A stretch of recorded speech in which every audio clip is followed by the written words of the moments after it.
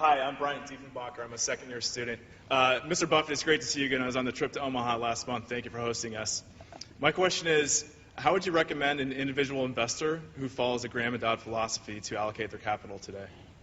Well, it depends whether they're going to be an active investor. Graham distinguished between the defensive and the enterprising investor. If you're going to spend a lot of time on investment, I just advise looking at as many things as possible, and you will find some bargains. And when you find them, you have to act.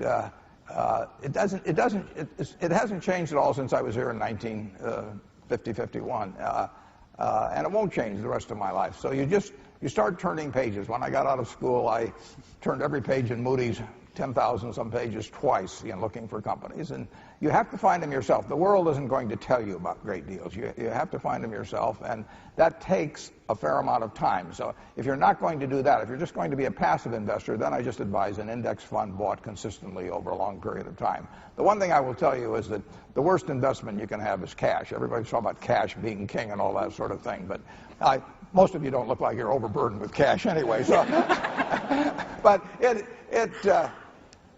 cash is going to become worth less over time, but good businesses are going to become worth more over time, and you don't want to pay too much for them, so you have to have some discipline about what you pay. But the thing to do is find a good business and stick with it. Does that mean you think that we are through the roughest times? You'd always kept a cash hoard around, too. Well, we always keep enough cash around so I feel very comfortable and don't worry about sleeping at night. But it's not because I like cash as an investment. Cash is a bad investment over time. But you always want to have enough so that nobody else can determine your future, essentially. The financial panic is behind us.